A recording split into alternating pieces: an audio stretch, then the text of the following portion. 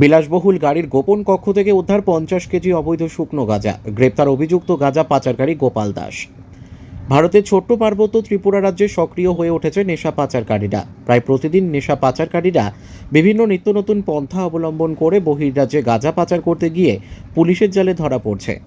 আবারও মঙ্গলবার সকালে ত্রিপুরা খোয়াই থানার অন্তর্গত বেলফাং নাকা পয়েন্টে গোপন খবরের ভিত্তিতে একটি নতুন বিলাসবহুল TR01 CA0319 নম্বরের গাড়ির CNG সিলিন্ডারের ভেতর সহ গাড়িটি অন্যান্য গোপন কক্ষে করে বহির্রাজ্যে গাঁজা পাচার করার উদ্দেশ্যে যাওয়ার সময় পুলিশ গাড়িটিকে আটক করে তল্লাশি চালিয়ে প্রায় 50 কেজি অবৈধ শুকনো গাঁজা উদ্ধার করে।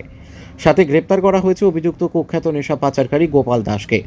এই অবৈধ গাঁজা পাচারে ধৃত নেশা পাচারকারী গোপাল দাসের সাথে আর কে জড়িত রয়েছে তার বিরুদ্ধে একটি NDPS ধারায় মামলা নিয়ে তাকে পুলিশ রিমান্ড চেয়ে আদালতে প্রেরণ করা হবে বলে জানিয়েছে পুলিশ। ত্রিপুরা থেকে বিক্রম কর্মকারের report, crime press Bengal news.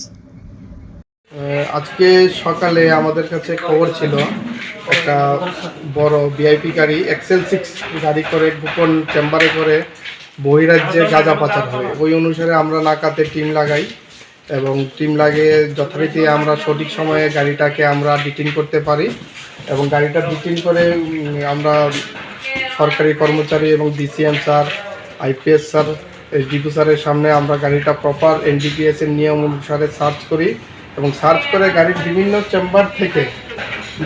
Chamber থেকে টোটাল 50 কেজি গাঁজা আমরা রিকভার করি এবং দেখা গেছে যে গাড়ির CNGর যে গ্যাস সিলিন্ডার ওই চেম্বারেও ছিল। ঠিক আছে, তো কি নাম? বিমল দাস, বাবার নাম অমৃত দাস, বাড়ি সিগাই থানার আন্ডারে গোপাল নাম। গাড়িটাকে আগরতলা থেকে আসছিল? আগরতলার দিকে আসছে।